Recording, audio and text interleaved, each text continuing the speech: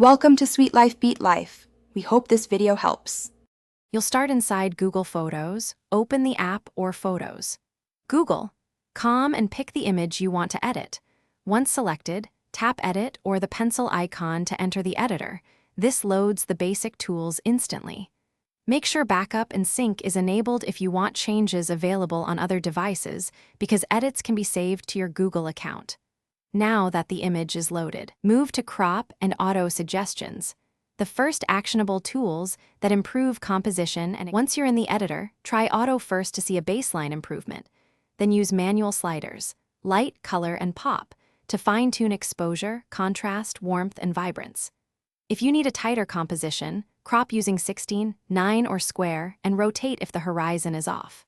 For small defects, use the healing tool to remove blemishes and use selective or brush adjustments to change only one area's exposure or color. This preserves the rest of the image while fixing problem zones. You're ready to finish.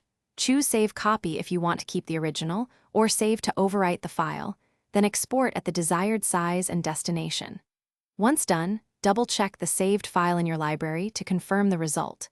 If something goes wrong, use Revert to Original to undo edits instantly, or re-download the original from your backup.